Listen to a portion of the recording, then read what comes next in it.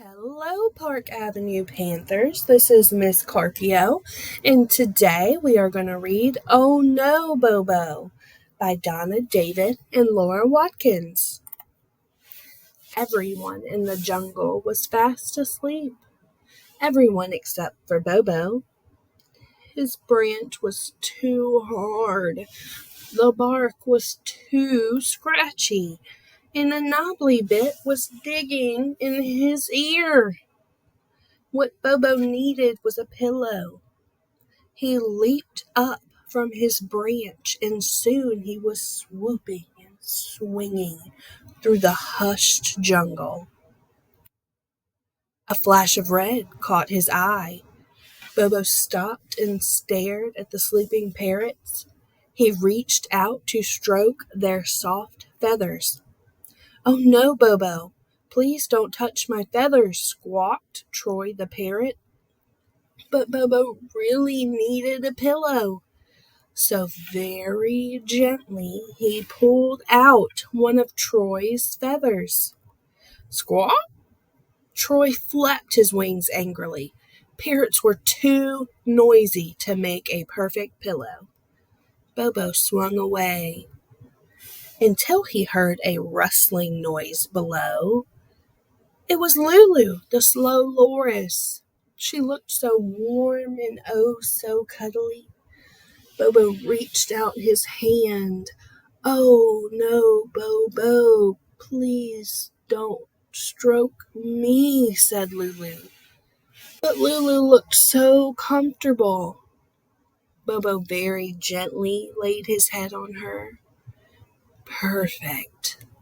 But Lulu slowly turned her head and ouch, screamed Bobo. Slow lorises were too bitey to make a perfect pillow.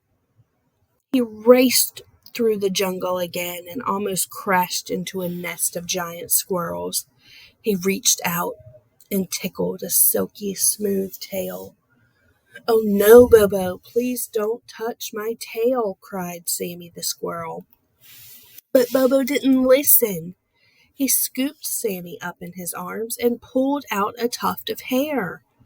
Sammy was not happy. He lifted his tail, aimed his bottom, and purr. Bobo dropped Sammy in horror. Squirrels were too stinky to make the perfect pillow. Tired and grumpy, Bobo trudged through the jungle. How was he ever going to sleep now? Then everything started to shake. A low rumbling came through the trees. "I can't sleep," came a thundering voice. "I need a pillow." "Me too," cried Bobo. He leaped through the bushes and found a herd of sleeping elephants, except for Elsie, who was still awake. "Whoosh! Orangutan," giggled Elsie. "You're so soft and velvety." "Oh no," said Bobo. Elsie stroked Bobo. "You're so bushy and silky smooth." "Oh no, no," shouted Bobo. She wrapped him up in her trunk.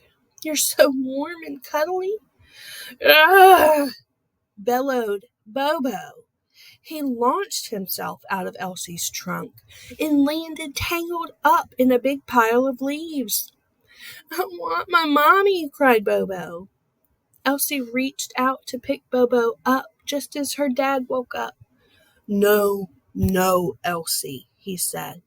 "You know the rules. You have to ask."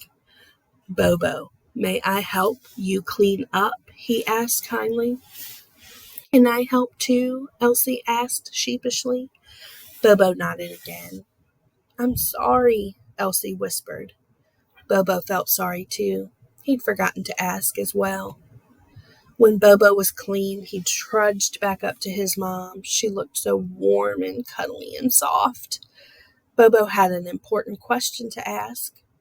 "Can I have a cuddle, please?" he asked. Mom nodded sleepily, and Bobo crawled into her arms.